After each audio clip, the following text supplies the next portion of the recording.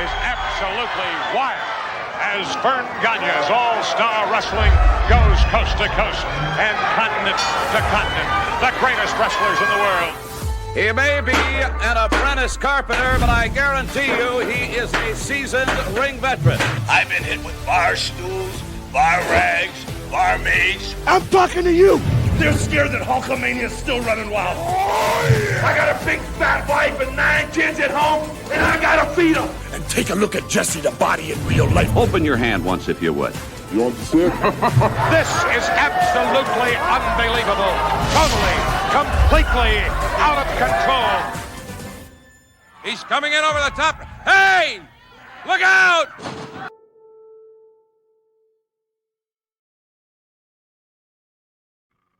And welcome in to AWA Unleashed. We are the preeminent #1 podcast dedicated to telling the stories and reliving the memories of what we consider to be the greatest promotion in the history of the wrestling business, the American Wrestling Association. As you heard in the intro, featuring the greatest wrestlers in the world, not the greatest podcasters in the world, because I don't think your guy Eric Bischoff is available, but the next best thing is Joe Chupik and Mick Karch. And I'm just trying to keep it real. I'm giving Eric a plug because I know we're going to have Eric on again. But so instead of preeminent, we are now preempted, Mick, or what? You know, I'm not really sure about that. And if I wasn't so concerned about losing my big time salary that I get from this, I'd quit. I'd quit right on the spot. But I need that income. We're not preeminent. We're just eminent. Hold on. You get paid something from this? Well, it jingles, but yeah. See, the Venmo, I thought it went to Slappy McJingle Nuggets, but I guess I must have had. I thought that was your Venmo, Mick. Slappy McDingle Nuggets. That's McJingle Nuggets. Jingle. Oh, not dingle. That's why I got jingle. it wrong. It's okay. Dingle. That's jingle. It. Yeah. One letter makes all the difference. Well, we've killed this week. How are you going to get paid moving forward now without any pennies? I'll survive. I survived Verne. That's right. What's going on, guys? And I did give Eric a little bit of a plug because we're going to have Eric on again. But a lot of really good podcasters out there in the wrestling business and the wrestling area. I mean, so many good podcasts. And apparently, honestly, this one. Yeah, all of them are good except for this one. This is what you don't want to do. Do what they do, not what we do. You know what? We're having fun. Ultimately, in life, at this point, everybody's so goddamn so freaking fuck it. Everybody's so down about things, and you know, people are running hot, running low. We do this show for fun. It's a lot of nonsense. It's a lot of goofiness. If we can help take you out of that world and bring you into our ish of goofiness, then ultimately, all kidding aside, that's what this is about. We just want to have fun, relive the good old days, the memories for a lot of you folks. For people like me, I didn't experience a lot of it, so I get to learn. But we do this for fun, and hopefully you guys are enjoying what we do, even with all of the nonsense and a little bit of vulgarity. We have a loyal, I wouldn't call it fan base, but we have a loyal viewer and listenership, and we really appreciate it. And we got a good show today. There's going to be a history lesson that people are going to kind of like, oh man, I didn't realize that. So we'll get into that. Yeah, don't get ahead of yourself there, Mick. We've got 2 minutes to listen to Chris shill for us first. That's right. Yeah. Ready in 3, 2, and 1. Going to start it at 4:20. Nice. Okay. Now, if you want more of us, and frankly, who doesn't, sign up for our Pinfall membership. It's $4.99 a minute or a month. Now I'm watching Joe just, you know what? I'll just take him out because, oh, hi, Joe. Okay. That filled another 13 seconds. Go ahead, sign up on YouTube, $4.99 a month. You get this a day early. You get a 5-pack of pictures from Mick. You get a welcome letter from me.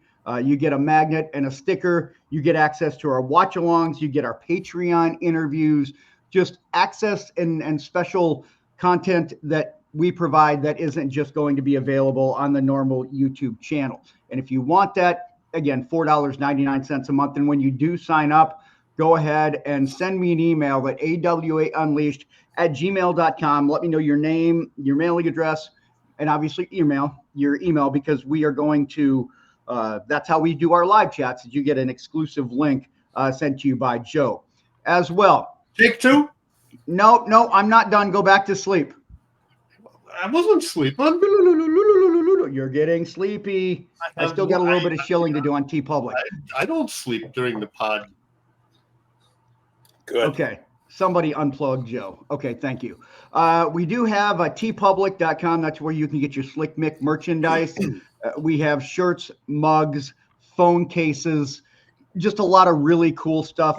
We do have some new merchandise, some Mickhead and training in Miami. That stuff is going to be up momentarily. So if you're looking for that, again, tpublic.com. It's a great way to just kind of help, show your support for the podcast, because we really do appreciate everybody that supports us, whether you're listening, you're, watching, any way you do. 3, 2, and 1. Okay. Can we get one of those airplane neck pillows so I can have one of those during the shilling every week? Yeah. Yeah, and let's attach it from the front right over your Adam's apple. Tighten her up a little bit too. Mick, if we put that up to a vote amongst our listeners and my family, they would agree with you. Listener.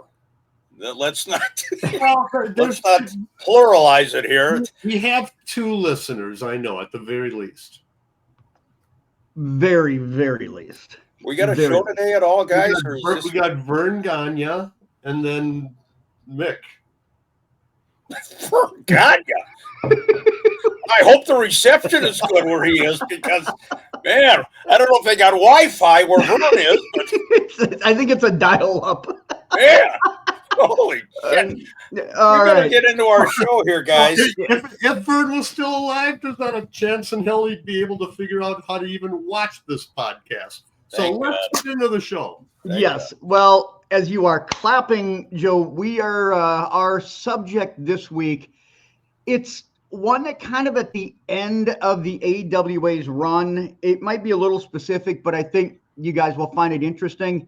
It's how the PWA, Pro Wrestling America, I believe, right, guys? Yes. Yep. Okay. How that helped the AWA maybe extend the run. And then it just kind of morphed and flipped into something where the PWA almost became a little bit, the PWA became more, it had more notoriety than the AWA at that time, which is really weird, because all of this happened when I was just starting out being a wrestling fan. So I'll let you guys kind of take it from here and just go through the talking points. And if I have any questions, again, I will pop back in, but I'll let you guys take it from here. So before we really dig into this, my perspective of the whole, I don't want to say PWA invasion, but it happened at a time when the AWA really was struggling. The door was being shown. It really became, it felt like it was a sense of desperation. Not that the talent wasn't worthy as much as they're guys who are here in the Twin Cities already. Verne isn't going to be flying people in to work towns or to do promos. And so what's going to be a good, cheap, easy way to get wrestlers on his TV show? And so the PWA, AWA clashing, not clashing isn't the right word, melding occurred. And so the mastermind behind it all was our dear friend, Eddie Sharkey. But before we get into Eddie and the PWA, let's just do a quick recap of Eddie Sharkey, the professional wrestler. Let's go back to his career back into the 1960s, Mick. Eddie Sharkey started here in the Twin Cities area, as you said, Joe, early 1960s. He was from Minneapolis. Eddie was kind of a rebel rouser as a teenager. He'll be the first one to tell you. He spent some time in the workhouse and, on the streets, and he developed kind of a tough guy attitude. And he built his body up to the point where Eddie, not the tallest guy in the world, probably about 5'7", I would guess, 5'8", maybe. On a good day. Yeah, on a good day, but he was built like the proverbial brick shit house. And Eddie started out in the AWA. He was kind of like a notch above an enhancement guy, if we can put it that way. He would give a great account of himself on television, but ultimately, run into that knee or that boot and get pinned. I don't want to suggest that Eddie Sharkey only wrestled here, because he didn't. He wrestled all over the United States and and overseas as well. Eddie started to develop quite a following here, and this is a great shot. I'm going to say this is probably 1965-ish. Maybe 64. That's Eddie Sharkey, and he's given that Eddie Sharkey uppercut to none other than Harley Race. So Eddie was really, he was a solid hand, as they say in the business. And he was very good friends with the Harley Races of the world. And so Eddie, as a professional wrestler, he was big time stuff. We talked about his run with Danny Hodge here for the AWA Junior Heavyweight Championship at the time. Eddie never did crash the nugget, but his wrestling background was solid. And again, one of the great characters in the business is Eddie Sharkey. Great technical wrestler. So Eddie was here with the AWA. What happened that caused the fallout between he and Verne? Because there was some pretty major heat for quite a while.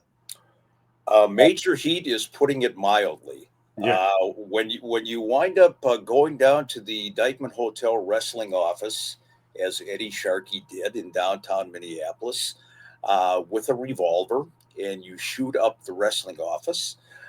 Thank God nobody was in there at the time. The story that I get, and it's hearsay. I can't be real specific about it. And that's going to fast forward. I think that is a classic picture. I believe that's from Cauliflower Alley, or maybe one of Eddie Sharkey's or Kenny J's events here in the Twin Cities. Verne putting the grip on Eddie Sharkey, and I think that was probably kind of, as they say, a work shoot in the business. Sorry, guys, I was a little early. No, that's good. Hey, apologize to your wife. It played right into it. Verne and Eddie Sharkey in the middle 1960s. The story that I get, Eddie was married at the time to our friend Dixie Jordan, Princess Little Cloud. And I'm not speaking out of turn, because Eddie's talked about this openly. He's almost proud of it. Mm-hmm. Princess Little Cloud was working for several promotions. One of them was the AWA, and she lived in the Minneapolis area. And I don't know the exact situation, but there's something happened with the booking of Princess Little Cloud that Eddie Sharkey was not happy with. He was protective of his wife. I don't know if this was a business situation or a personal situation, but Eddie didn't take too kindly to it. And as I said, he one day, I think this was on a Sunday or a Saturday night or something, went down to the Minneapolis Wrestling Club, Dykeman Hotel, Minneapolis, went doors were locked, obviously, but he shot right through the plate glass window to the office and put some holes in the wrestling office. Several of them, I believe, were aimed towards Verne's office.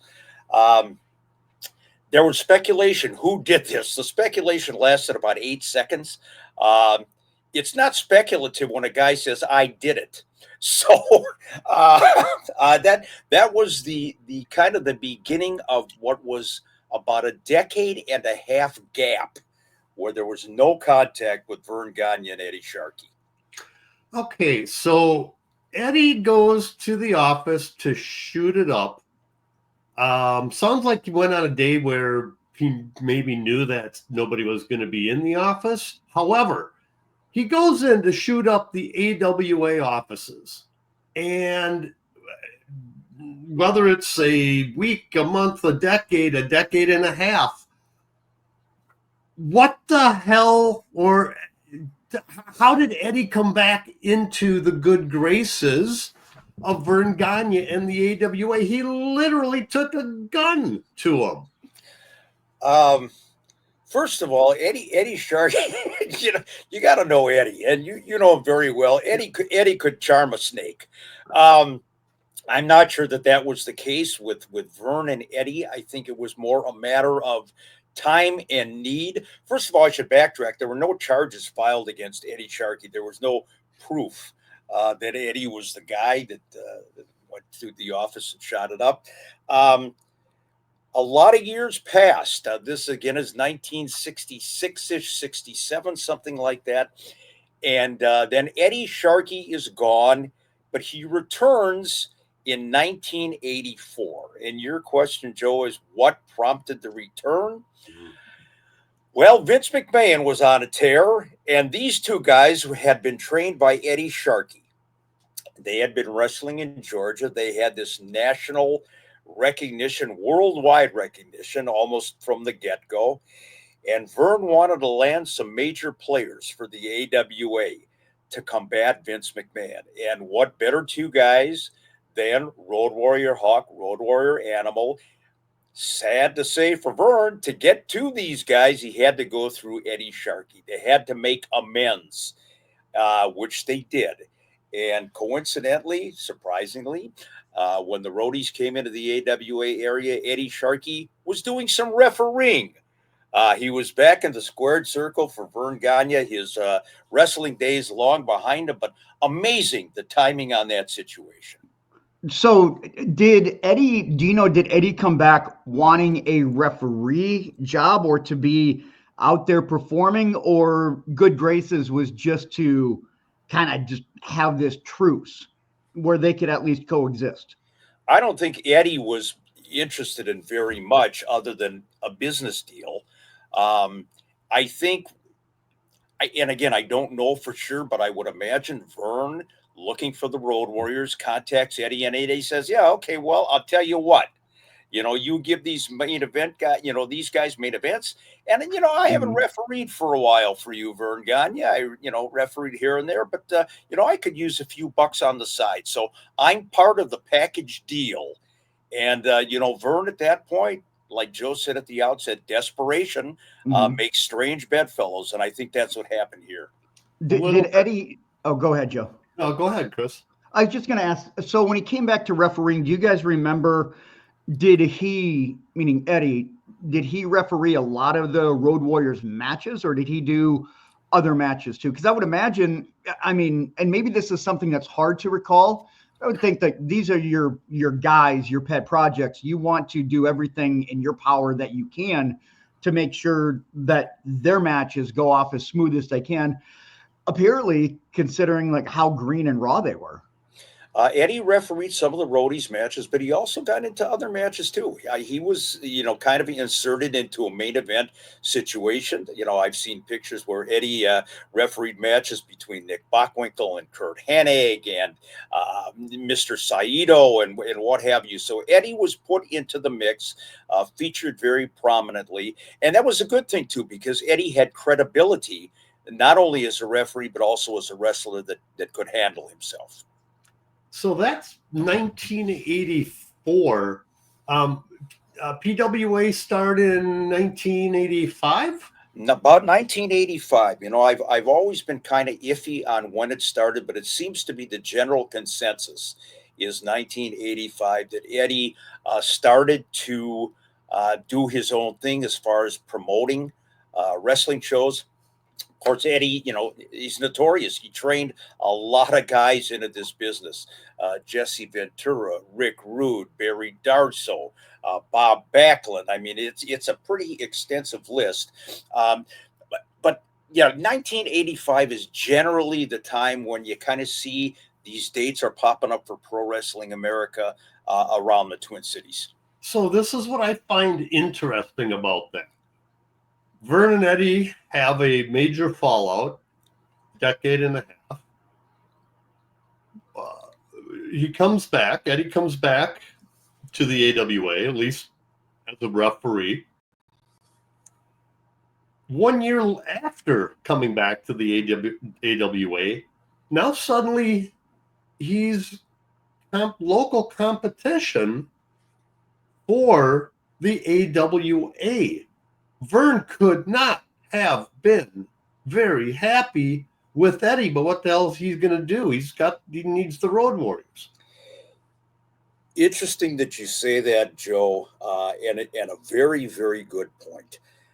The time frame was such that, again, 1985, Eddie starts to kind of dabble in his own promotion. It's about 85, 86 that the Road Warriors are leaving the AWA territory. So they're gone. So Eddie has no vested interest in the Road Warriors and AWA territory anymore. He starts to dabble in this Pro Wrestling America promotion. And the interesting thing about it is, I remember when this happened, there was an uproar. There was a very disgruntled AWA office. I think Jim Brunzell told me at one point, Verne hated the fact that pro wrestling was being held in bars and nightclubs around the Twin Cities area. He did not like the fact that a lot of the guys that had worked for the AWA wound up working on Eddie Sharkey's shows, and it would always be, how can you do that? You wrestled in front of 25,000 people, and now it's 400 people in a bar in Northeast Minneapolis. How can you possibly do that? He changed his tune rather quickly, but yeah, for a while, Verne was just like, the PWA, that's gum on my shoe. Did they work concurrently? And I know we'll get into the talent here in a little bit, but did the individuals, could they work AWA and PWA, simultaneously?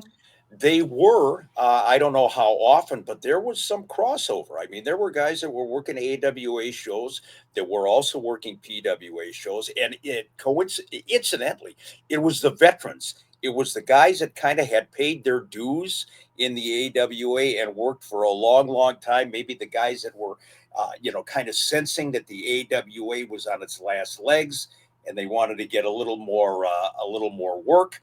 And I realize that I have been blurred here. Well, let's see. Yeah, we might be blurry for a minute here. So yeah, they were working concurrently. There's no question about it. But again, as time went on, that separation became more and more, and the AWA is on the way out, and PWA is really on the way in. Right. So if you want to fix your camera here for a little bit, Mick, I'll step in and let you kind of see if you can figure that out. Because it's not the gummies kicking in. I haven't taken any gummies yet, and I don't think Joe has either. I'll go out and I'll try coming back in, guys. Yeah, that's what she said. Okay. So I find it very interesting that they did, because in today's day and age, like wrestling at bars and nightclubs, it's just kind of the norm, right? I mean, it's an easy place to hold a show. Well, you got to keep something in mind, at least from what I remember of professional wrestling growing up. Now, we're talking late 60s into the 1970s. There were not indie leagues, at least to the best of my knowledge. It was the AWA, the NWA, WWF. They were big regional territories that were working in arenas. And so the whole bar scene, or, any type of a venue that held less than, I don't know, maybe 700-800 people, was not normal, was not commonplace like it is today. Now, I mean, if you refer back to today's wrestling, how many indie leagues just here in Minnesota do we have? Have we had over the course of time? Well, when you have, let's say, 5 different indie leagues, you need some place to run. And they're not going to go to the Target Center or the Civic Center or even the Roy Wilkins Auditorium here in Minnesota in the Twin Cities. So they got to find some place to go. And in the reality, they're not going to draw thousands of people to their shows. So they're going to find some place and get a few hundred people. And that's what Eddie started back in 1985. The interesting thing about that, Eddie starting that, Eddie had kind of a background working in the carnivals too, carnival That's wrestling. professional wrestling. Yeah, absolutely. So considering that, it wasn't that big of a stretch for Eddie to run a small venue. The thing is, too, yeah, he ran small venues, but anybody that knows Eddie Sharkey, he made money. Roper's, George's, and Fridley was one of the locations. I would say comfortably a fire marshal is going to say, yeah, let's get 150, 200 people in the building. And I know month after month they would run shows and they had 250, 300, maybe 400 people. It was standing room only. It was like a sardine can in there. And we called it the snake pit at Roper's because everybody was literally right on top of the action.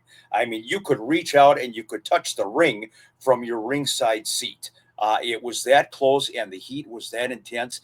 And I don't know what they were charging back in the day, maybe $10 at the door. But if you think about it, you're using local guys. You've got a venue that loves having you there, and you've got maybe $3,000 coming into the till, on a given Monday night, and you're paying the local talent. You're not paying a lot of guys big money. It was pretty lucrative for Eddie Sharkey, no doubt. Did it have kind of a cult following then at Absolutely. Roper's? Because I keep hearing about Roper's, and I just hear about it, and it almost seems like it's kind of like the hip place to be for wrestling fans. It was kind of like the ECW bingo hall before. Okay. I think what happened, Chris, is that when the AWA started to fade a little bit, and then SNR came on the air, we worked a lot with Eddie Sharkey. Eddie had TV time virtually every week to promote his shows. And then we were doing on location, taping the matches at Roper's, George's, and Fridley. So all of a sudden, the AWA is starting to, dissipate a little bit. And now here's this new promotion on this SNR, whatever the hell this is. And it did become a cult following. It's everything that I'm sure Verne probably still wanted the AWA to be.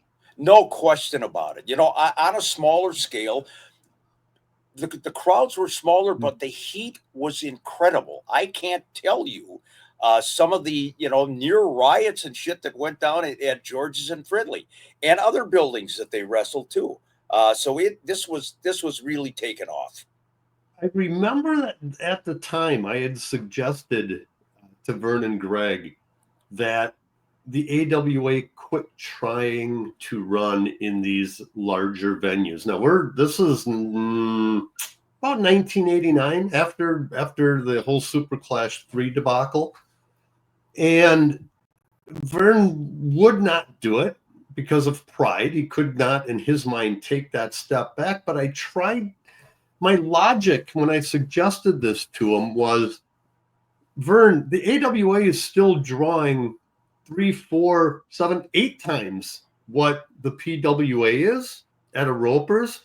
However, when you take, let's just say 250 people, you put them, 250 people, into a venue that holds 6,000, you're going to hear crickets fart. You put 250 people into a smaller confined area, and like you had said, Mick, sit in front row, you could reach and touch the ring. It's called atmosphere. And that's what the AWA by this point had lost. There was no atmosphere. It was nothing.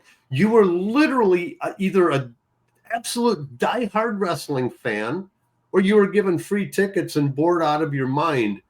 Those were the only people that were going to the AWA shows. Well, now the PWA, yeah, okay, you got some of the same wrestlers, but you're in this atmosphere that just felt fun. And that's what the AWA was missing. And not only that, Joe, but the wrestlers in the PWA kind of developed a relationship with the fans, almost like the ECW guys did at the bingo hall. Everybody, and SNR, contributed to that. You kind of knew these guys. and a lot of them would fraternize with the fans, and so it became kind of a family atmosphere. And the more I think about it, yeah, it absolutely was an ECW, an early version of ECW. And to your point about running a smaller building, it took AEW 5 years to realize this, but they're starting to do the same thing. When their crowd started to taper off after that initial big thrust, let's shoot from this side. Let's shoot from don't shoot that over there. No. We got empty seats. Now they decided to go to buildings like the Roy Wilkins Auditorium in Minneapolis, or smaller college field houses or whatever. It's all about presentation. It's all about how it looks on television. Exactly. So let's start talking about some of those stars that did the crossover between the AWA and the PWA. Chris, if you want to start throwing up some pictures. These first guys actually made a name for themselves. I believe it was in Memphis, wasn't it? It was, excuse me, in the southern part of the United States, all over. Yeah, Memphis territory. Bobby Fulton and Tommy Rogers, the late Tommy Rogers, the Fantastics. And, people say, wait a minute, when did they work for the PWA? Well, Eddie Sharkey's brother, Jim, decided he was going to get involved in some TV production, a proposed launch of a television show. So they used PWA talent, and they brought in some other major talent, like the Fantastics, like the Bruiser Brodies, and they did some tapings at a place called Pepper's Nightclub on Lake Street in Minneapolis. It was a proposed TV show. I don't think it ever got off the ground, but Tommy Rogers and Bobby Fulton, couple of guys that work for the PWA. And what we're doing here, I want you to see the PWA was not a minor league promotion by any stretch of the imagination. Maybe the houses were small, by design, but they had some big name talent coming in and out of the PWA. And speaking of some big name talent, the next guy that we're going to pop up here, one of my favorites, I did not know that Brody wrestled for the PWA as well. That same Pepper's Nightclub, Brody came in and worked for the PWA. Yeah, he worked that television taping.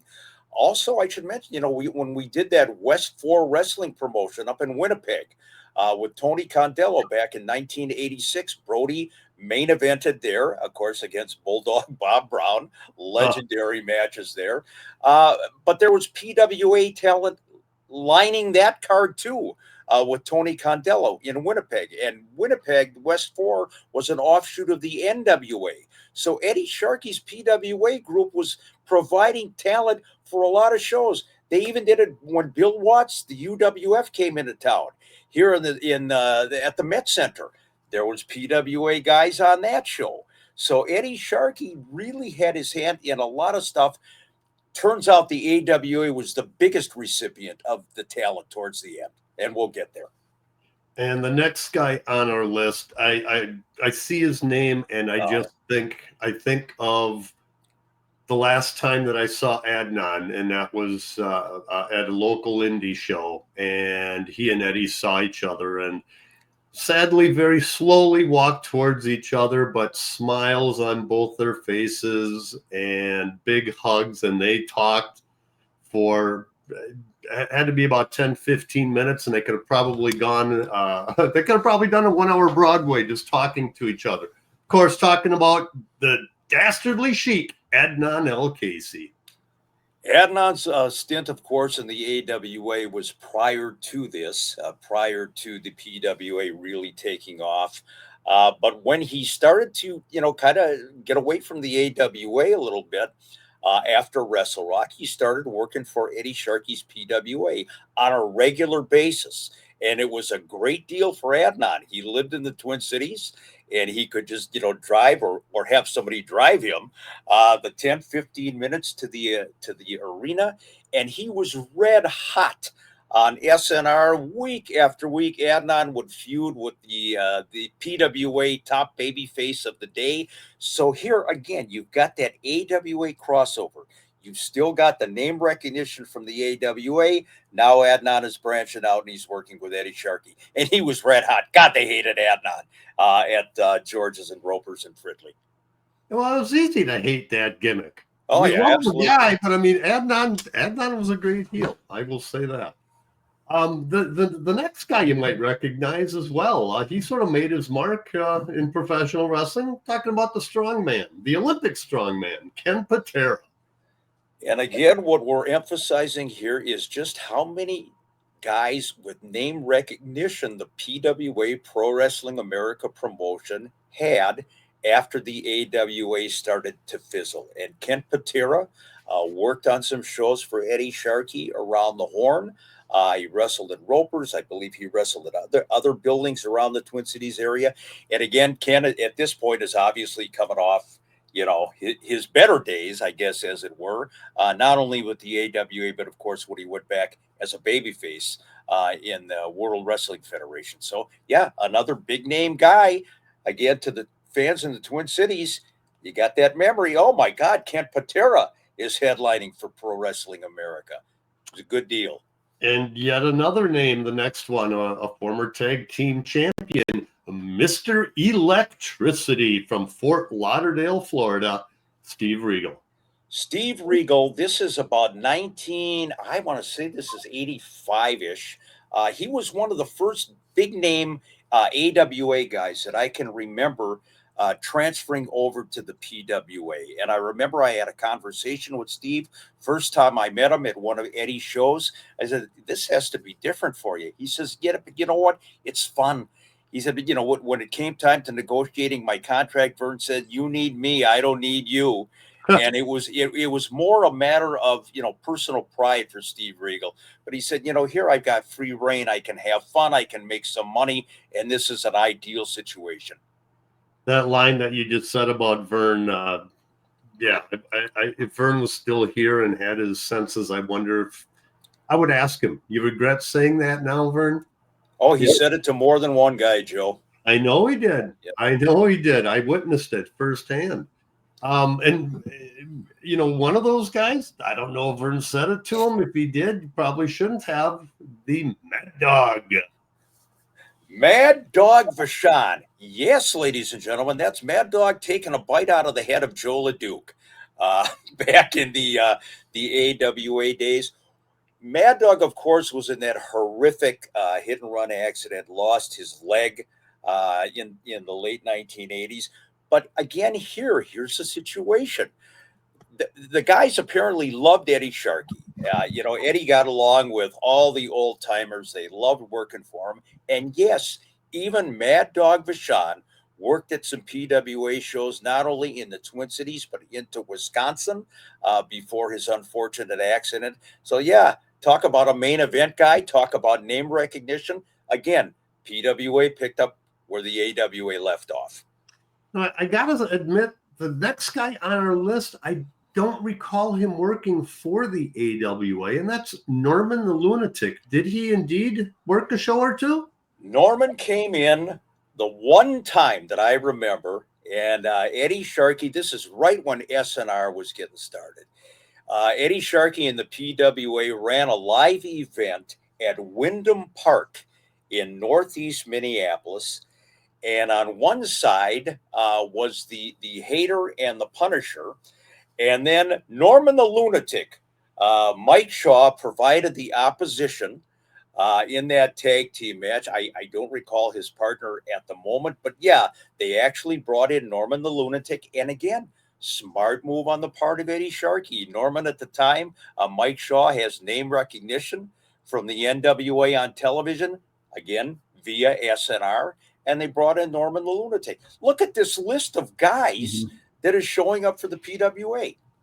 Did Norman, he also worked global, right? If I'm not mistaken. Yeah. Okay, because I think that's where I remember him from the global days when he was part of the cartel gimmick with like Cactus Jack, and I can't remember the other ones, but I just remember that gimmick and Norman before he went to NWA/WCW. Well, and then of course he had that horrendous Bastion Booger situation going on in the World Wrestling Federation. You know, that was kind of a career killer as well. But he was a great talent, and he went over big time at this outdoor show. Well, Vince was known for giving just horrible gimmicks to guys that came in. It really felt like he was just doing it to piss them off and as a payback. And the next guy that is on our list, the Goon, a.k.a. Wild Bill Irwin. Wild Bill Irwin, to me, we've talked about this many times. How underrated is Bill Irwin? You know, in the history of wrestling, not only as a singles competitor, but also as part of the Long Riders, of course, and Super Destroyers with his late brother, Scott Irwin. Bill is a class act. And yeah, I refer to this outdoor show at Wyndham Park in Minneapolis. And Bill Irwin, talk about strange bedfellows, strange tag teams, teamed up with one Sean Waltman, the Lightning Kid, on that outdoor show at Wyndham Park.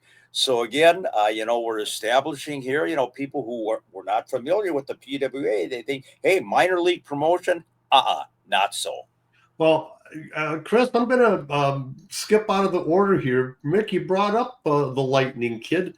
Let's talk about this kid who wasn't going to draw you a dime. Let's throw up his photo right now. You're never going to draw you a dime. Hold on, what's that caterpillar guy doing on the far right there? Isn't that horrible? I'm either constipated there, I've passed out. I'm not sure if I don't like the sight of blood. But this was at a. We could have called you Cat A Pillar. Another T-shirt idea. This was at a PWA NWA joint show at the American Indian Center in Minneapolis, and that, of course, is Sean Waldman. Sean is one of my best friends in the business. I am so incredibly proud to have been there at the beginning. You know, Sean trained down south in the Florida area, then came up to the Minneapolis area and worked extensively with Eddie Sharkey and the PWA. What can you say about Sean Waldman? You know, he comes up here, he's like a 17, 18-year-old kid. Couldn't have been $150, you know, dripping wet. I think I'm being very generous there. And he was so damn good that all of a sudden he's wrestling for the Global Wrestling Federation. And then, of course, on to major success everywhere he went. And to think that Sean Waldman is in his 50s right now makes me want to shit my pants to think that much time has gone by. But I love the guy, one of the greatest. He'd be fun to get on our exclusive, our Patreon. Oh, I would love for an interview. I would love it. Might have to reach out to your good friend there. Another person who was a good friend of yours, Kenny J. The question that I've got here, Mick, is when Kenny. Now we know that in the AWA, Kenny was a jobber. He had a couple of or enhancement talents, whatever the terminology that's proper to use. When he wrestled for the PWA, was he a what I don't want to say was he over, but what was he main eventing or mid carding rather than just doing squash matches? He was main eventing, and and as he should. And was he over? Needless to say, Kenny J was over everywhere he went, whether it was at his benefits at Ropers and Fridley or at the grocery store down the street or, laying sod for somebody. Kenny J was over, and they would bring him in, as kind of a surprise partner to work against the heels in the PWA territory. I can't say enough good things about Kenny J and the pop that this guy got. If you can imagine, in that small venue, a guy getting a Hulk Hogan 1983 pop, Kenny J got that kind of a response, and miss him terribly. But Kenny forayed into the PWA as well and other local indie promotions. All I can do for Kenny is just a little tribute. There you go. There you go. So moving on to our next guy. Oh, look at that. I got a thumbs up and I get fireworks. Boy, oh boy. That's Let's try that again. I figured that was all kind of part of the gimmick for Kenny J. Hey, Kenny J got pyro from Beyond the Grave. Kenny, I think Kenny got his first pyro. God bless you, Joe Chupik. Then we got Brad Ringens. And Brad, again, another guy, had main evented here in the AWA, had a stellar career, comes to the mid-1980s, late 1980s, and he worked some shows for Eddie Sharkey. And, Brad, as a matter of fact, teamed up, if you can get this, teamed up with Mr. Saito on some of the events, putting the Olympians or potential Olympians together. But Brad Ringens, again, as his career's winding down with the AWA, Brad had the same kind of a deal, lived in, the suburban Minneapolis area, hop, skip, and a jump to the local arena, and he was hugely over with the fans in the PWA. So the next guy on our list, I do have to ask this, because let me set it up. We're talking about the PWA starting in 1985. Later on, the PWA working with the AWA in 1989-ish. But the next guy on our list had left the AWA in 1985. And so what was it after Jim's run with the WWF? Yes. That he came back. Verne wasn't going to take him, or was that bridge burnt? So what's the whole story there? Well, Jim's coming back. I'm guessing this is probably 1986-ish. And if you look into 1987, there's no Jim Brunzell working the AWA territory. So Jim started working the local events. And as I mentioned at the outset of the show, Jim was one of these guys that Verne would say, don't ever work in one of these bars. Don't ever work in one of these nightclubs, these small shows. It's ridiculous. It's demeaning. You're a main event guy. But Jim saw the writing on the wall. Again, local guy, lives in White Bear Lake, Minnesota, gets in his car, goes to the arena, maybe a 15, 20-minute drive, and got a nice little chunk of change for appearing on those shows. And Jim Brunzell, again, he didn't work a lot for the PWA, but he did not hesitate to attach his name to the promotion. Mick, do you know, because I'm not aware of Jim ever attempting to come back or the AWA reaching out to him to come back? You ever hear anything about even a discussion, or was there just that so much animosity from Jim betraying the AWA and the High Flyers? I didn't hear anything, Joe, but that has to be it. I mean, for Jim to leave was kind of the ultimate betrayal at the time. Mad Dog Vachon, Nick Bockwinkel, guys Crusher, who had been loyal to Verne for 20 years, 25 years. When they left, okay, you're at the tail end of your career, but Jim Brunzell's still working. And he's still got name recognition, whether it's here or as the Killer Bees or what have you. He burned a bridge. And Greg, for a long time, would refer to him as my partner when my partner was here, and he would not mention Jim Brunzell by name on television. I just shake my head because, again, keep in mind, these guys were all independent contractors. Right. They weren't employees. They didn't have a guarantee. They had a handshake agreement to go wrestle this town, that town, and that town, and you're going to get X, and X dollars based on the house. So the whole loyalty thing back in the day, if I'm being honest, it was a one-sided loyalty, and that was the promoter felt that they needed loyalties to them, but they didn't need to give the loyalties to the talent unless they were making them a lot of money. Unless they were making them a lot of money. And again, we've said, I've alluded to this a few times. If you're living in town and a promotion calls you up and says, hey, you want to pick up a quick $400 or $500? You're going to say no? Exactly. Bullshit. So there you go. Exactly. A next one, good friend of both of ours, Mick. Medusa, Debbie Michelli. Debbie Michelli, I think she prefers, to be Medusa. I'm not sure about Alondra Blaze, but Deuce got her start. here in the Twin Cities area. She was an Eddie Sharkey trainee, and she started working those shows at George's and Fridley and the Mirage nightclub and, the Viking Gym and wherever else the PWA would run shows. Got her feet wet here, was very, very green. I mean, you could tell from the outset that Deuce had the potential.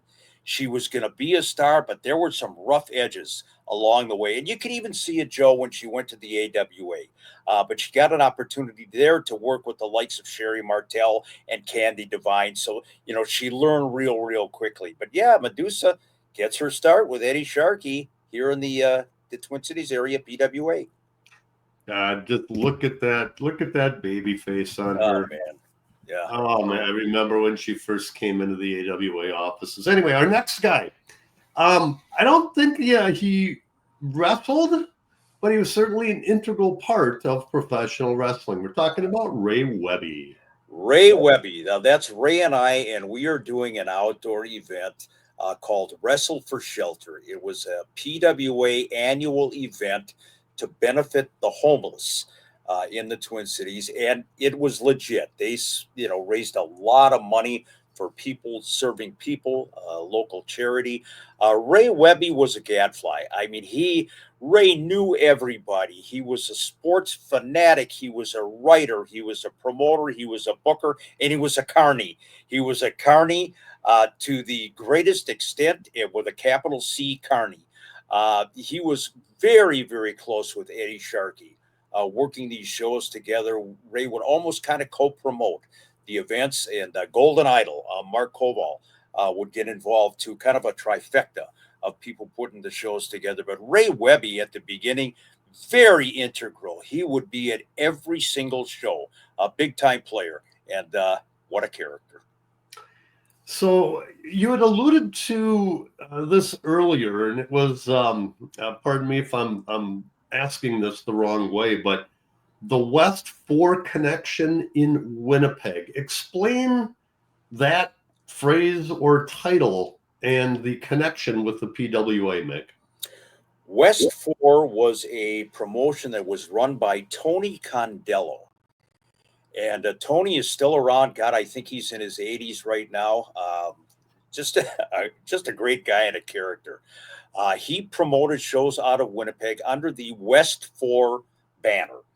And it was an offshoot, and I mean an offshoot of the NWA. But Tony ran shows up in Winnipeg, and he's notorious. I thank God never went on one of these tours with him. But I hear the guys talking about these treks into northern Canada in the dead of winter, driving from town to town, 30, 40, 50 below zero. Kind of like here, but But Tony was the promoter. He had wrestled in the AWA in the 1970s as Tony Savoldi, and enhancement guy. Tony booked the shows, and he relied on Eddie Sharkey to fill the gaps. He used a lot of guys from the Winnipeg area, a lot of the local talent up in Winnipeg. We did, George Shire and I did television with him up there. But again, Tony brought in guys like Bruiser Brody. He brought in the Bob Browns of the world. I mean, he would every once in a while pop a house. And when I say pop a house, yeah, sort of. Because Winnipeg, you're in a 15,000 seat arena. You got Bruiser Brody headlining, and you draw about 800. Didn't look very good. But Tony Condello, one of the real characters, and he brought George and I. As a matter of fact, he flew us into Winnipeg at one point, and the guys that had to drive in from Minneapolis or Kansas City were not real excited about that. How the fuck are you bringing in, Carson Shire, and you're flying them in, Tony? But yeah, they had a good working relationship, Tony Condello and the PWA. And the next name on our list, longtime AWA manager, wrestler, family friend of my family. We were talking about Chris Markoff, and I gotta say it, the Russians' day is coming. Day is coming. They are here. They're not just coming. They are here, Joe. Chris Markoff was main eventing those early shows. I shouldn't say early shows in terms of the promotion itself, But 1986, when we went up there, Chris was teaming up with another guy that we'll talk about here in a few minutes. But as a Russian combination, Chris was a main event guy. He had long since had his best years behind him. But again, you've got that overlap, that name recognition. Chris hadn't been gone from the AWA for too long, a few years, but they still remember him. So he's part of the PWA, not only up in Winnipeg, but also wrestled for Eddie Sharkey at some local shows here. Again, AWA connection. The next one falls into the same category for me as the Norman, but Savannah Jack. Did he ever wrestle on TV for the AWA? I don't know that he wrestled for the AWA on television. I believe he did a couple of spot shows. Okay. Not 100%. Savannah Jack was another big time guy when he wrestled for the Universal Wrestling Federation and Bill Watts and Mid-South Wrestling. He won the TV championship there. Savannah, Ted Russell, a local guy here. He was part of that Winnipeg contingent with the PWA and Tony Condello. But, he's more of an example of a guy who worked for the PWA, but also had this national recognition. So to categorize the PWA as anything but a big-time promotion is way off base. Our next guy, I certainly do remember, and I can attest that he indeed wrestled in the AWA. One of the top guns, Ricky Rice. Ricky Rice was so damn talented.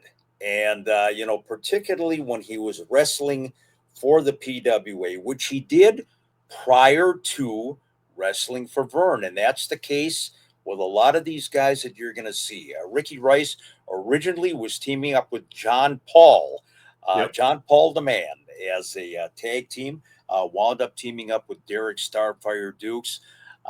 When he was wrestling for the PWA, Ricky was so over. He was a heel, but the kind of heel that everybody loved because he called himself Ricky the Prophet Rice. And his catchphrase was "Get the money." And that was what it was all about with Ricky. He was, he would go to the mountain of Banff and hobnob with the goats. This is what he would say to get his spiritual advising. Ricky Rice, unfortunately, I don't know why Rick got out of the wrestling business, but he did. Tremendously gifted talent and a great guy. Again, AWA reaches out to the PWA and says, hey, bring this guy in. We like his look.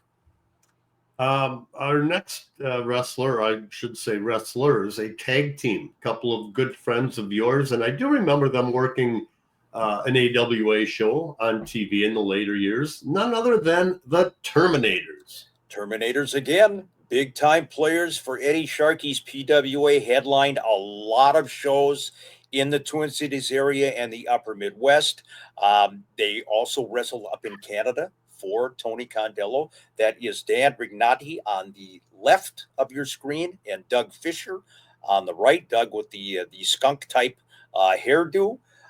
Collectively, they were Riggs and Wolf, the Terminators. And I've told the story before when Doug Fisher Terminator Wolf first appeared on Winnipeg television.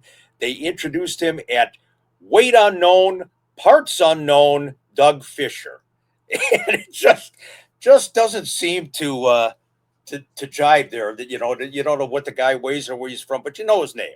So, great guy. Obviously, the ring announcer didn't have the time or didn't take the time to go and talk to him. I mean, look at the guy. Just make something up. It's professional wrestling, for Pete's sake. I'm not sure what you mean by that, but anyway, the Terminators. Aren't you from Beverly Hills, California?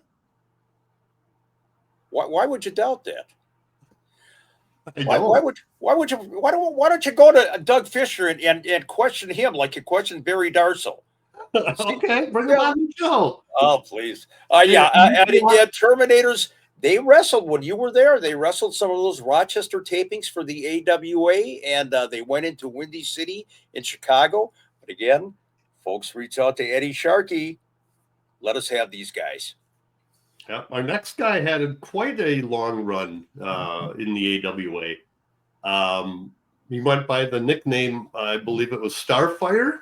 Ah, I'm talking about Derek Dukes. Derek Dukes, one of my favorite people on the planet. He is such a great guy, and Derek was a mainstay for the PWA. You always saw his talent.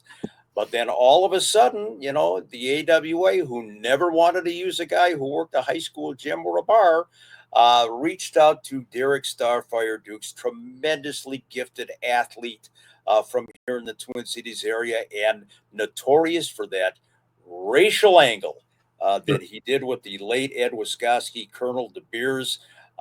Derek wrestled a lot. He wrestled extensively for the PWA and also into Australia. Great guy, still lives in the Twin Cities. We've had him on our podcast. Wasn't feeling very well the day we had him on, but I love Derek Dukes. Next guy, sadly, is no longer with us, has been gone for quite a while. I really enjoyed his promos. He looked like $1 million. I'm talking about Larry the Butcher Cameron. Larry the Butcher Cameron, who wrestled also for the PWA as Lethal Larry Cameron.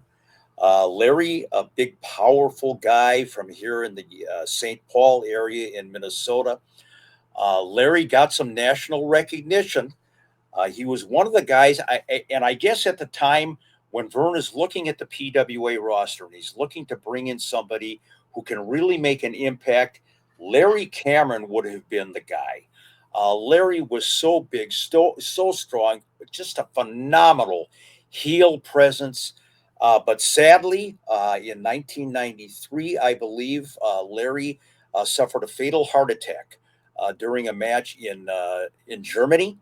And I unfortunately had to make that announcement to the fans at Ropers and Fridley that we had lost one of our big stars. But again, a PWA mainstay who really had the AWA stuck around, or even Larry was before his time. He could have been a major main eventer in the AWA. I agree. The next name I'm only seeing, well, I'll just ask it this way. It's Beef Burton, but by chance, is that Tom Beef Burton? That's Tom Beef Burton. There he is. And I think he did a butcher gimmick, too, if I remember correctly, in the AWA in Rochester. Didn't he come into the ring with like a butcher's smock on or something to that effect, Joe? I believe so. Yeah. Tom was a local guy who made an impact here in the Twin Cities area. He left the AWA and PWA area. He wrestled as Tom Davis, a part of the Davis brothers in the southern part of the United States. Big, tough guy. For a long time, he was the live-in partner of Candy Devine. And sad to say, Tom had some health issues. And towards the end of his life, sadly, the late Tom Burton, he had ballooned to about 400 pounds. Ooh. And, a lot of it was, I don't know if he had emphysema. He had some respiratory stuff going on. But what a character. And I remember vividly, we got Tom on our show, SNR, and he's promoting something. And he meant to say, I went down to Memphis and I cut the mustard. But no, Tom said, I cut the cheese. And one of the great lines in SNR history, Tom Beef Burton, the butcher, cut the cheese elsewhere. The next names on our list, if I'm not mistaken, they were the last tag team managed in the AWA by Sheik Adnan El Casey. I think Soldad Ustinov and Tijo Khan. That's not Tijo Khan, though. The list says Tijo Khan, and we're showing Boris Zukov, so we're really fucked up here. Tijo, we'll mention Tijo because Tijo actually partnered with Soldad Ustinov, wrestled in the PWA, and of course went to the AWA territory for a brief stint. Wildman Tijo Khan, who stole the Saturday Night at Ringside SNR logo right off our set and walked off with it. And there's our good friend, Soldad Jim Lanning Ustinov. Soldad Ustinov, legendary for mooning me at my AWA tryout. That's a that's a trauma that I will never forget. Looked like a moon landing. I was also always waiting for Walter Cronkite, to come on and say, we've landed. But Soldat Ustinov, Jim Lanning, and then, of course, Boris Zukov, Jim Harrell, he was out there. The pseudo-Russians that worked in the AWA after having worked in the PWA, Soldat actually worked as the Russian crusher for Eddie Sharkey before he went to the AWA and adopted the name Soldat Ustinov. So while neither of them were real Russians, our next wrestler was indeed a real Native American. Talking about Charlie Norris, the late Charlie Norris. Really hurts to talk about Charlie Norris. When we talk about the PWA and Eddie Sharkey and then guys who transitioned and worked for the AWA, Charlie then, of course, worked for the WCW promotion.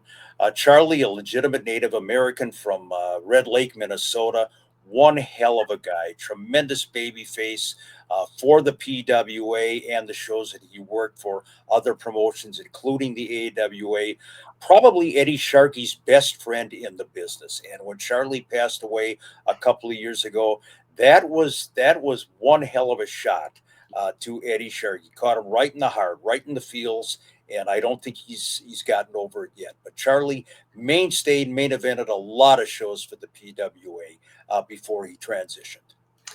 So we're going to go from a guy who was truly loved by many to a guy who not a lot of the boys or the promoters really cared about. Tom Zink.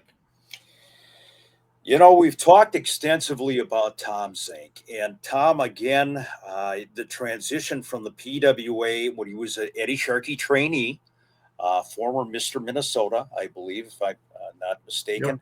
Yep. And then, of course, he wrestled for the AWA, was the last man tossed out in the AWA Battle Royal when Larry Zbyszko won the AWA World Heavyweight Championship. Tom, he made a mark for himself in the business, yes, but it could have been so much more. And we talk about this, Joe. He got in his own way so many times with his attitude. Perhaps his greatest success was in WCW, and then of course World Wrestling Federation as part of tag teams. But Zink had everything. He had the good looks, he had the wrestling ability, he had the physique, but he had a shitty attitude. And unfortunately, that's what held Tom back. I will go on record as saying that I do believe that his substance abuse issues was a big cause of that. No proof, just from what I know, what I witnessed, and we'll leave it at that. Our next guy, I'm not familiar with. J.W. Storm or Jeff Warner? Jeff Warner was a big, massive kid, and I think he actually became a pastor here in the Minnesota area after he got out of the wrestling business. He was a big-time main eventer for the PWA.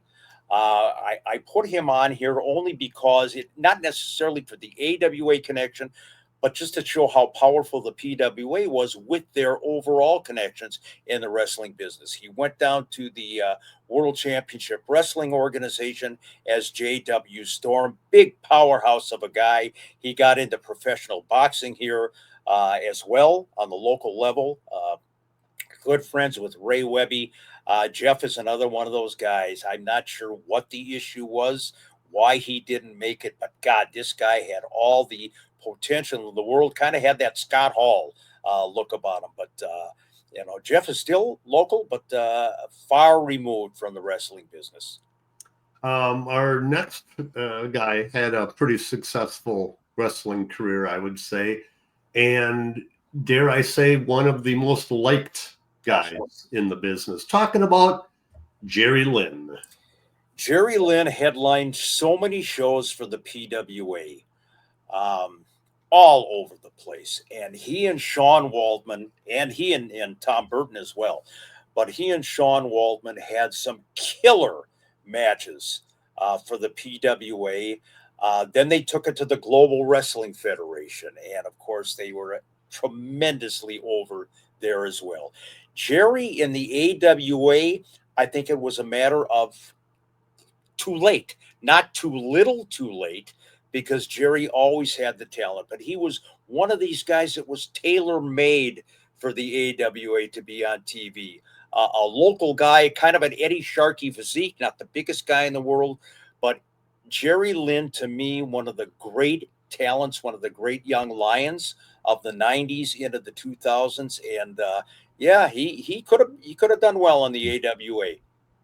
Yeah, and it's funny you brought up the Sean Waltman, Jerry Lynn thing, because I remember back in 1994, after just graduating high school, I came up here, hung out with a friend of mine, and we went to an indie show. And I can't remember where it was at. I think it was like some community center. But the only thing I remember is Jerry Lynn and Sean Waltman on that card. And that's the only thing that I can remember from that entire show. And looking back on it, guessing probably a PWA show, because you mentioned that they worked each other a ton.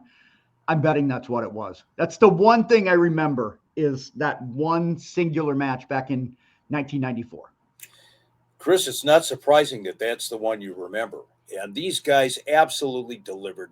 They were the predecessor to the modern day lighter guys. Vince McMahon and, even Verne with the Road Warriors or whoever, back in the day, it was all about size. It was all about muscle, and there was some steroid abuse. No, All of a sudden, yeah, a little bit. Or as, Colonel LeBeers, accused Scott Hall of being on anabolic steroids. But Jerry Lynn and Sean Waltman changed the business. I will say that these two were as responsible as anybody for wrestling changing to the faster, smaller guys. And when they got on that national stage from the PWA and worked the Texas territory, it was magic. And again, by the time Jerry came to the AWA, sad to say, the promotion was on the verge of closing its doors, so he didn't get a chance to shine there. But one of the great talents of all time. What was it? I believe 2009, Mick. We worked the last effing show, Heavy on Wrestling show, tribute to Jerry Lynn's retirement. I'm not sure that Jerry, kind of like Verne Gagne, I'm not sure that was Jerry's actual last retirement. I think he got a few rides on the horse, so waving through town on a ticker tape parade more than once. But yeah, that was a memorable night here in the Twin Cities area. Heavy on Wrestling promoted that show. But Jerry Lynn and Sean Waltman, I have said this before, thinking back to knowing them from their PWA days 30, 33, 34 years ago, these are two guys that did not forget their roots and continue to maintain that contact with the people that they work with. Love them both. So I think we've got a final image here, a poster of a PWA card. Look at that lineup. Look at that lineup. And again, you're looking at the guys, you got Patera on the show, you got Rice, you got Norris, Steve-O, Larry Cameron, Jerry Lynn, The Punisher, Derek Dukes. This is, again, a perfect example of guys that were working for Eddie Sharkey's PWA and then kind of became a feeder system for the AWA towards the end of the run. And Joe, you said it perfectly well at the beginning of the show. The AWA, I don't know if it was desperation or necessity, but they had to look to the local guys. Their big national talents, by and large, by the late 1980s, were gone. And so they filled the roster with arguably 90% PWA guys. And you look at that list, and yeah, if you followed the AWA towards the end of their run, you recognize a lot of those names that came from this. I'm going to guess this is probably 89-ish, 88, 89-ish PWA. But again, the feeder system. And how odd that Eddie Sharkey, mortal enemy of Verne Gagne, would be the one to sustain Verne in the declining years. Well, not only that, but the AWA, we closed, last show that we ran was in May of 90, Twin Wars. Man, there might have been a house show after that. That was the last big show. but the doors closed then in November of 91, but the PWA kept going on after that for several more years. The PWA, it did. There were a couple of incarnations, but Eddie always had his hand in the promotion. But yeah, the PWA had established itself on SNR is kind of like being the hometown promotion. SNR goes off the air in 1992. The AWA has closed its doors 2 years earlier, and we're still promoting PWA events. So yeah, it was very interesting the way that all played out. That it starts out by Verne Gagne saying, "Never, never, never work in a bar or anything like that. Don't demean yourselves, guys." And all of a sudden, the AWA rides off into the sunset, and the PWA became really, in a sense, the hometown promotion. Do you know approximately when Eddie quit being the lead dog, the owner, the booker, whatever of the PWA? How long did he hang on? I don't know an exact date. I think if you ask the guys and you asked Eddie, he's still the lead dog, even though he's been away from the business for probably 20 years. But I don't know. I know that a couple of guys ran shows under the PWA banner, but Eddie always kind of lurking in the background, whether it was FLWA, a wrestling promotion, or whoever else in the Twin Cities. Eddie was always at the shows, and Eddie was always treated as the Godfather, and he still is when he walks into a room. So yeah, Eddie Sharkey, legendary. Well, Eddie was my booker when I had the short little run with the AWL, the American Wrestling League, in 2004. There's a 2004, 2005. I don't know if we went to a second year or not. But we ran shows at First Avenue, and I just told Eddie, you take care of the talent. I don't want to deal with that headache.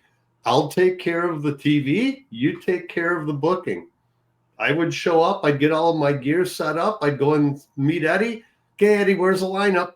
Here you go, Joe. And it worked out well.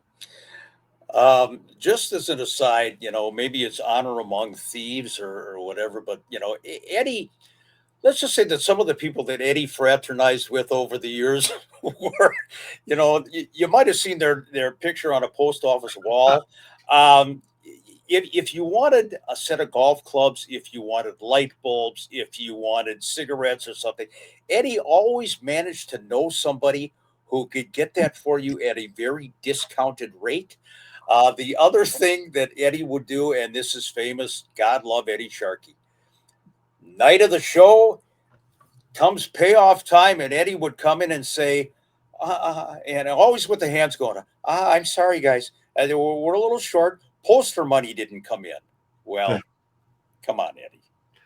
So if Eddie was able to sort of get whatever you wanted to, he and Wally must have been pretty good friends. They were very, very good friends. Imagine that. Never draw you a dime. Well, this was fun. I'm glad that I know that there's a lot of loose connections, the AWA in a lot of different places, but I'm glad that you mentioned we did the PWA and also up in Winnipeg, because I know that we've had people that have been asking, hey, what about running the West Coast or some of these other cities, because we talked about Chicago. I think I do want to feature Winnipeg, because I do know that there's a lot of meat on the bone to talk about, the AWA and the connection that they had up there. So I do want to get to that sometime in the near future. Winnipeg was a big time city for the AWA. Merv Unger, who was a Winnipeg resident, was a troubleshooting referee for the AWA and helped them with the promotion up there. Merv wants to do this podcast. We'll get him. Well, let's go ahead and do it. Let's go ahead and bring it home with some shout outs, and then we're out. So go ahead, Mick. Was it Carney? You threw a little Carney. Is head Mizark. Kizarch. Sliazik Mizik. The shout out, ladies and gentlemen. Nizo Kize Fizeb. She's at Iza. The Izo Kize. The shout out this week goes to my buddy, the wrestling collector extraordinaire and a great guy, Trent Sylvester. Trent is a mainstay fan at all the shows here in the Twin Cities area. Trent, my friend, shout out to you. My shout out is going to go to a son of a legend. Talking about somebody that we're working on to come onto this show. None other than the son of the legendary Harley Race. I'm talking about Justin Race, who follows our podcast on Facebook. So, Justin, not only a shout out, but do our show. I love how you went like that too, instead of just like that. Well, if I got my phone in my hand, I got to reply to a client. So anyway. Gotcha. Well, yeah, I've been messaging with Justin, and he's definitely interested. He wants to do it again. It's just a matter of scheduling. And we were talking about Winnipeg, and I'm going to shout out Andreas Goldfuss, who's up in Winnipeg. I know a big fan of the podcast, so I do want to give you folks in Winnipeg. I think you guys deserve a show that focuses on you guys. So hopefully we will do that sooner rather than later. Reminder, if you do not subscribe, please do. You can subscribe to our YouTube channel, rate, review, just say something. It helps the YouTube algorithm, if you will. Also, if you want to become a member of our Patreon for $4.99 a month, you get a 5-pack of pictures from Mick. You get a welcome letter from me. You get podcast a day early. You get our watch-alongs. You get our exclusive interviews. And along with our live chats, you get like an hour later on in the month where we just set it up and we all just kind of kick it around and nothing is off limits. Like anything you want to know, it's pretty much an open book for what you'd want to do. So we got that along with TeePublic. If you want some Slick Mick merchandise, you want some Unleashed merchandise, maybe we'll get a Cat A pillar. Maybe we'll get something like that up there. I don't know. I mean, now that I'm hopefully got a little bit more free time, things seem to be kind of loosening up a little bit. Maybe I got some time to take some gummies and put some things together. It should be Fizon. Is it raining in Miami? How do you say that in kayfabe?